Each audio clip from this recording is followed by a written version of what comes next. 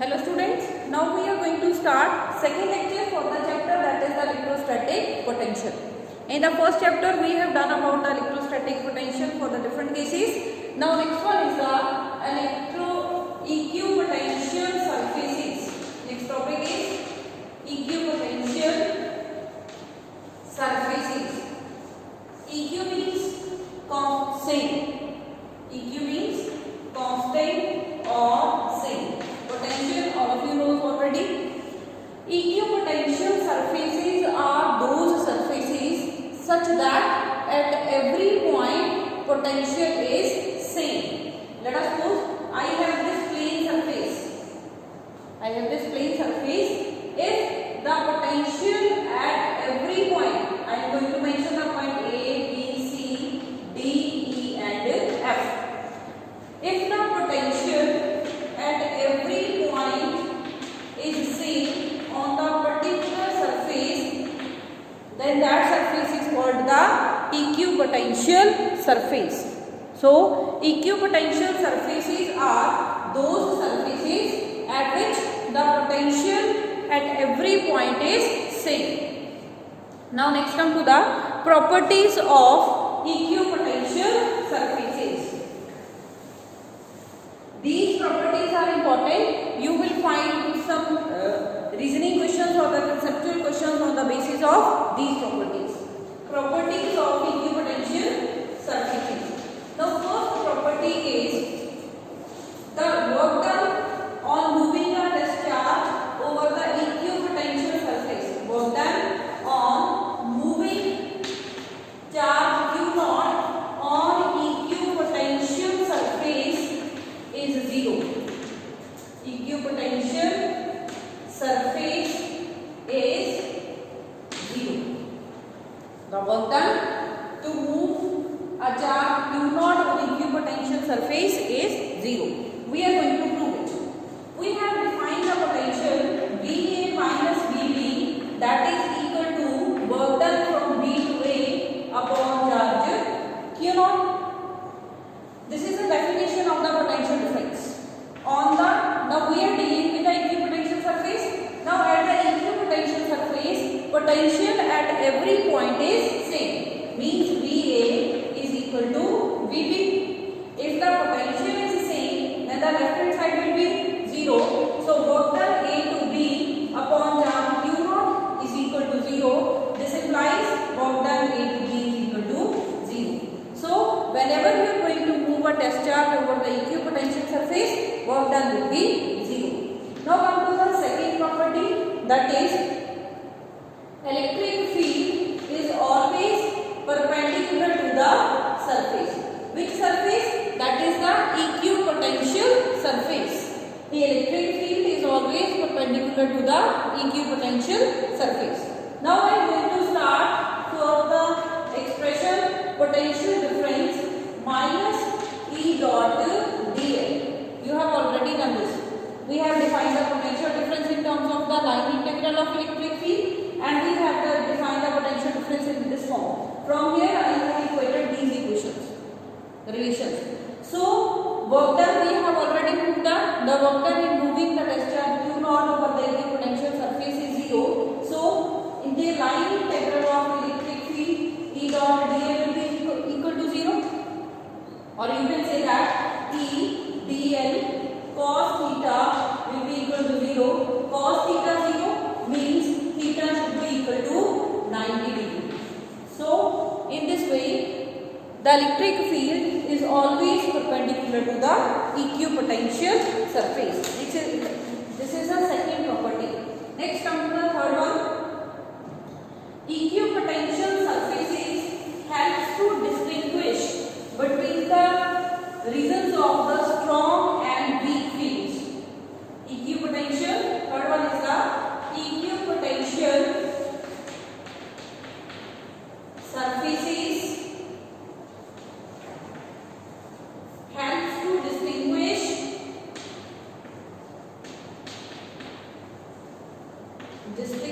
between the regions of strong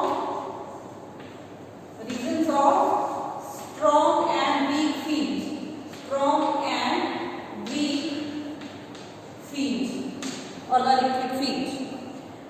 Now we have to explain how we can distinguish between the regions of the strong and weak fields by considering the concept of the equipotential surfaces.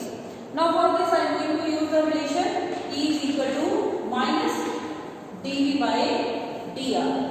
Now if dV is constant or dV is always constant, because the potential at every point is the same, so the potential is difference is the constant. Now E is inversely proportional to dr. dr is the spacing between the different equipotential surfaces. Means we are dealing with the equipotential surfaces, different equipotential surfaces, and dr is the distance of separation between the equipotential surfaces, and dV is the potential difference between the two different equipotential surfaces. मैं condition लगाई है, if dV is the constant, the potential difference between the different equipotential surface is the constant, then E is inversely proportional to the dr. Means, or you can say that dr is inversely proportional to the E. If electric field is strong or greater, dr will be smaller. If E is weak, means value of the E is smaller, then the dr will be greater.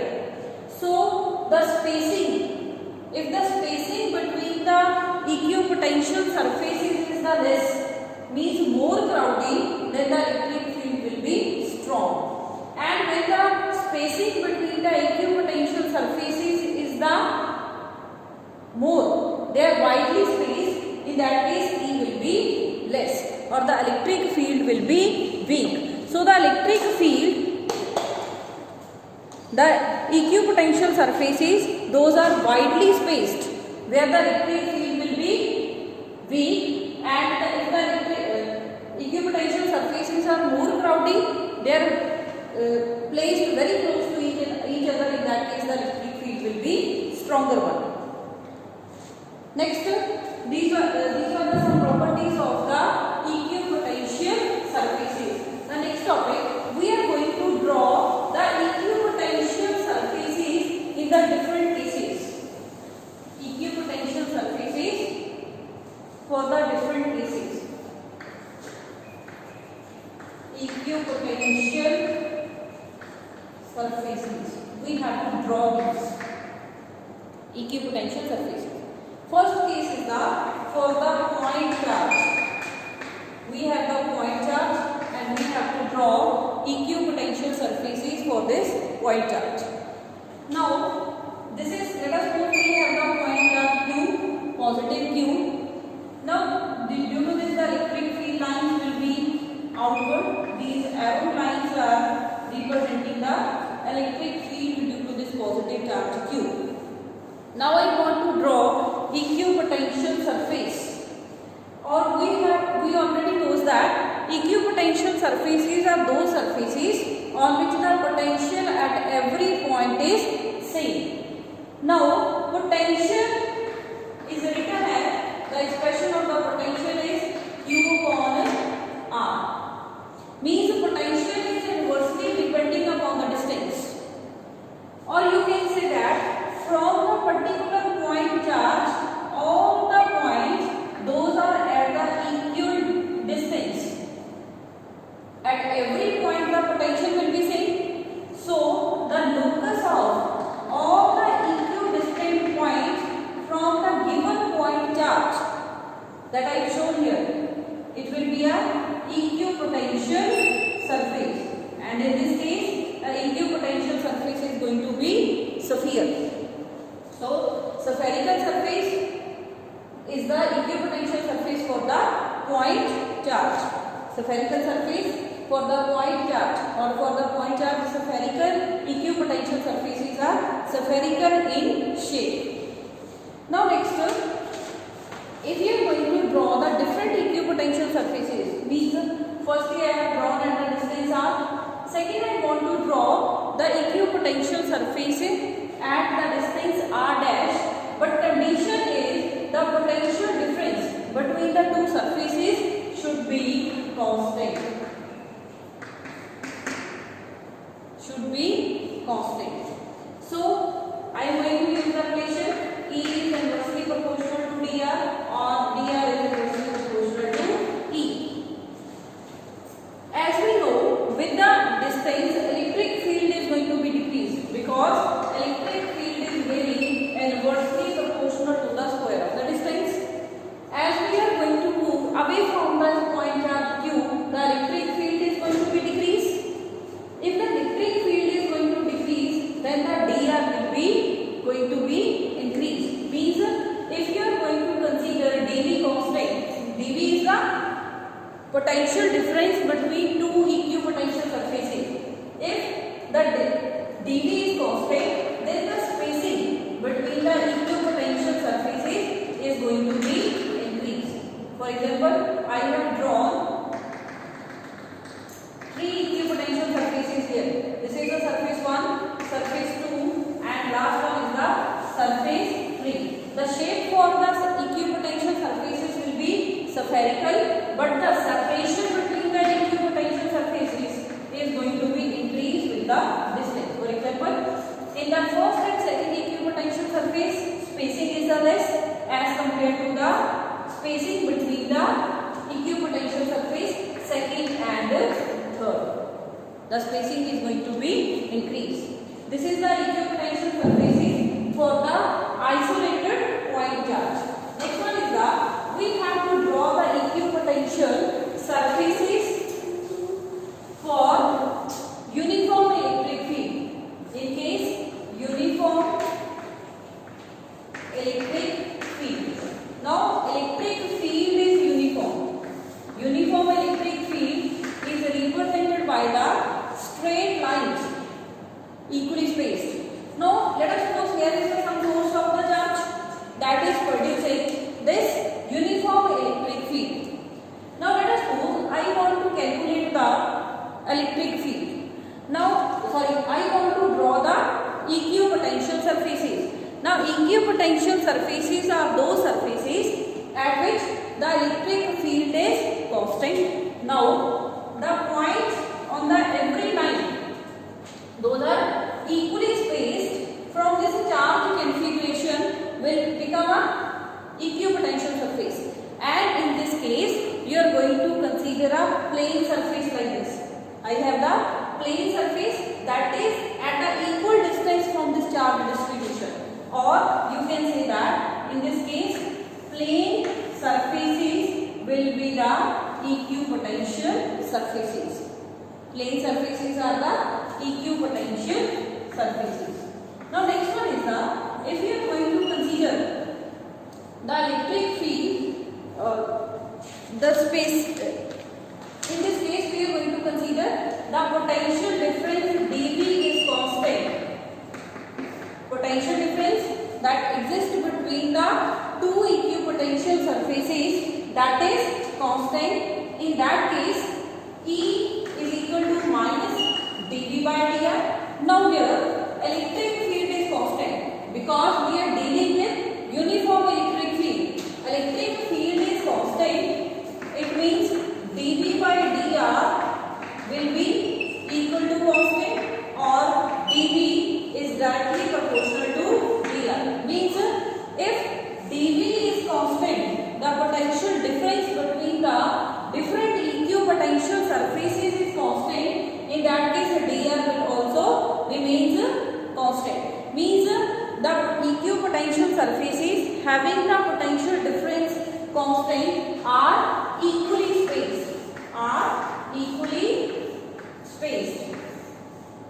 Means if I have drawn the three equipotential surfaces, surface 1, 2 and 3, have first having the potential V1, on the second surface potential is V2, and on the third surface potential is V3. In that case, the separation between the first and 2 will be equal to the separation between the second and third surface. Or you can say that here V1 minus V2, that will be equal to V2 minus V3.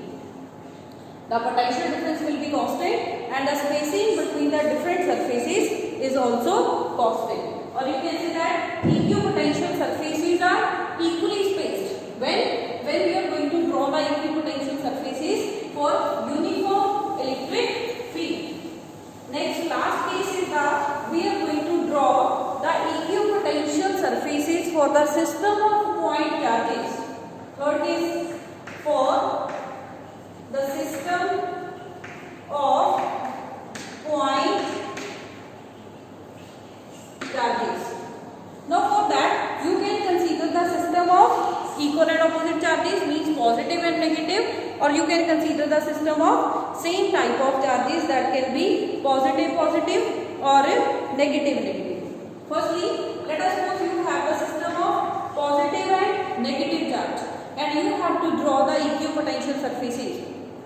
Now positive and negative charges individually are the point charges, and we have calculated for the point charge equipotential surfaces are spherical in nature. So whenever you are going to draw the equipotential surfaces around a point charge, these will be spherical in nature.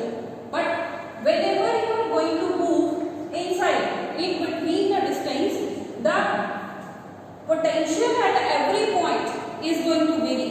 Means if you are going to point of observation very close to this point charge positive, here the potential due to positive charge is heavy as compared to the potential due to this negative charge, because this observation point P is very close to the positive charge as compared to this negative charge, and the potential decreases with the distance, or you can say that the potential at a point P due to this negative charge is negligible, and so we can neglect here, and we are going to consider only the potential due to this positive charge.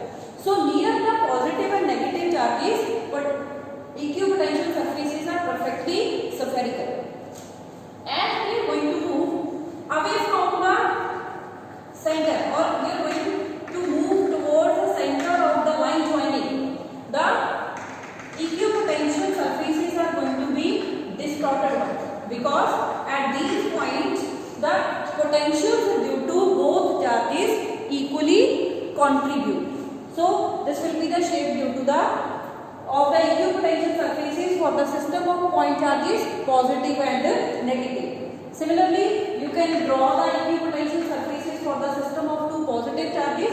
It will be also like this. Near the charges, these will be perfectly spherical, and as we are going to move toward the center of the line that is going to join the charges, the equipotential surfaces are going to be distorted. So these are the equipotential surfaces for the different cases. Now next, our last article, that we have to calculate the electrostatic potential energy. Next topic is the electrostatic potential energy. Now electrostatic potential energy, in this case we will do the three parts. In the first part we will calculate the electrostatic potential energy for the system of 2-point charges, then for the 3-point charges, and lastly we will generalize the case for the end-point charges. Now firstly, we have the system of 2-point charges. We have the, let us suppose, point A and point B. We have the two charges, let us suppose Q1 and Q2, placed at a point A and B, such that RA or R1 is the position vector of this charge Q1 and R2 is the position vector of the charge Q2. Now to calculate the electrostatic potential energy, whenever you are going to calculate the potential energy in any case, you are going to calculate both terms. So in this case we have to calculate both terms. In which case, when the charges are moved from infinity to particular point. Now first step in this article is that we will move the charges Q1 and Q2 at infinite distance. Then we will shift the charge Q1 and Q2 from infinity to point A and B one by one. Now first, charge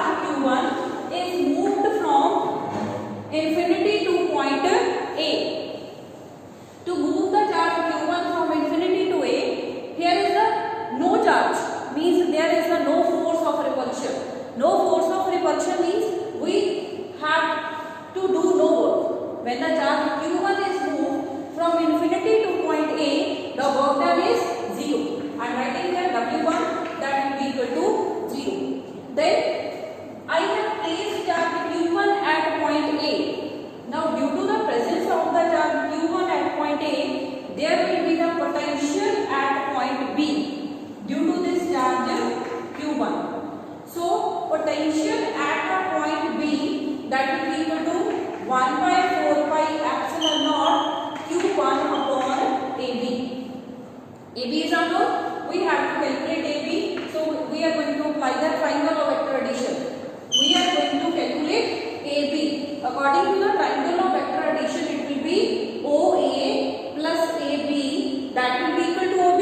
So from here you will get R2 minus R1. Now here we are going to calculate only the, consider only the magnitude. So the potential will be 1 by 4 pi epsilon naught Q upon R2 minus R1 magnitude. Okay, so this is the potential at a point B due to the charge placed at point A, that is the Q1. Now you are going to move charge Q2 at point B. Means due to charge Q1 there is some electric field, and this electric field will repel the motion of the charge Q2. If there is some repulsion, means we have to do some work, and that work done we will calculate in terms of the potential. Work done we have defined, that is, or potential we have defined work done per unit charge. From here work done will be potential into charge Q2. Which one charge? That we are going to move. So work done 2 will be equal to 1 by 4 pi epsilon naught Q1 Q2 upon R2 vector minus R1 vector mod. Now total work done will be W, that is W1 plus W2. As W1 is 0, so net work done will be equal to 1 by 4 pi epsilon naught Q1 Q2 upon R2 minus R1 mod. So this work done is stored as energy, and this energy is known as the electrostatic potential energy for the system of 2-point charge. It is written as U. Clear? Now this was for the system of 2-point charges. The second case is the system of 3-point charges. We are going to consider the case. We have to calculate the electrostatic potential energy for the system of 3-point charges. 3-point charges. Now for this, let us suppose you have 3 points, point A, point B, point C. At point A, charge Q1 is here, and at point B you will place the charge Q2, at point C you will place the charge Q3. There will be the charge Q2, there is the charge Q3. Now let us suppose Q1 having the position vector R1, Q2 having the R2, and Q3 having the position vector R3. Now we want to calculate the potential energy. To find the potential energy, we will move the charges Q1, Q2, Q3 from their positions to the infinity. Firstly, all the 3 charges are moved to infinity. Then we will move the charges from infinity to their respective positions one by one. Firstly, we are going to move the charge Q1 at point A. Whenever you are going to move charge Q1 at point A, in that case there is no charge in this plane. No charge means no electric field, so work done required will be 0. So work done 1, that will be again 0. Now Q1 is placed at a point A, as we have done in the previous case. Now we have to move the charge Q to point B. Whenever you are going to move the charge Q to point B, in that case we have to do work against the electric field due to charge Q1, that I will calculate in terms of the potential. So work done 2 will be equal to potential at a point B due to charge Q1 multiplied by the charge Q2. So work done 2 will be 1 by 4 pi epsilon naught Q1 upon AB. AB will be again R2 minus R1 mod into Q2. then we are going to move the charge Q3 from infinity to the point C. When we are going to move the charge Q3 to point C, in the plane we have the two charges Q1 and Q2. And due to Q1 and Q2, Q3 face some repulsive force, and we have to do work against Q1 and Q2. So, firstly we will calculate the work done required to be do when the charge Q3 is moved in the presence of the Q1, then in the presence of Q2, and lastly we will add these. So, work done W3, that will be equal to, I am writing here, W1 plus W2. W1 is the work done when the charge Q2 is moved in the presence, Q3 is moved in the presence of Q1, and the distance between the Q1 and Q3 is this much, Q1 and Q3 will be AC. So W1 will be equal to potential at a point C due to charge Q1, I am writing here the C1, into the charge that we are going to move, that is Q3. So W1 can be written here 1 by 4 pi epsilon naught Q1 upon AC. This is R3, R1, and AC you have to calculate. It will be R3 minus R1. R3 minus R1 mod. You are going to consider it in the vector form. Multiply by the charge Q3. So W1 we have calculated. Next we have to calculate the W2. W2 is the work done against the charge Q2. W2 will be equal to 1 by 4 pi epsilon naught V C2 into Q3. So W2 1 by 4 pi epsilon naught VC2 will be 1 by 4 pi epsilon naught BC. Q2 upon BC, BC will be equal to R3 minus R2 mod into Q3. So we have calculated W2 and W3. So we can put the values here. So net W3, net work done to move the charge Q3 will be equal to 1 by 4 pi epsilon naught. I am going to take common here into Q1 Q3 upon R3 minus R1 vector mod plus Q2 Q3 upon R3 minus R2 vector mod. This is the work done that is required to do when the Q3 is moved from infinity to point C. Now next we have to calculate the total work done. Simply we are going to add W1 plus W2 plus W3. So from here you will get, by putting the values of W1, W2 and W3 and taking 1 by 4 pi epsilon naught common directly, I am writing here 1 by 4 pi epsilon naught into, from here Q1 Q2 upon R2 minus R1 mod plus Q1 Q3 upon R3 minus R1 mod plus of Q2 Q3 upon R3 minus R2 mod. This is the expression for the total work done for the system of 3 point charges, and this work done will be stored as the potential energy in the system. So the potential energy for the system of 3 point charges is equal to, U will be equal to 1 by 4 pi epsilon naught. I am going to write this expression in the solution form. Solution I varies from 1 to 3, J varies from 1 to 3, and I is not equal to J. Because in this expression no term is Q1 into Q2, Q2 into Q2 and Q3 into Q3. Next Qi, Qj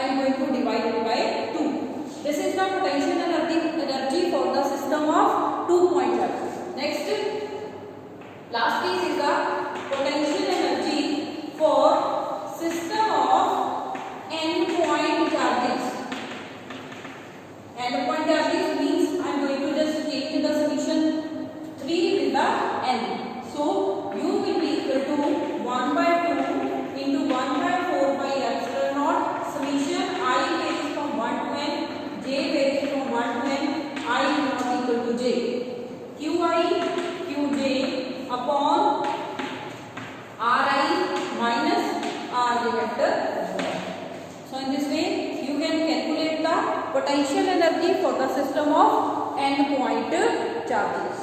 So this is a theoretical portion for the electrostatic potential. In the next lecture we will do some numerical problems related to this chapter. Thank you.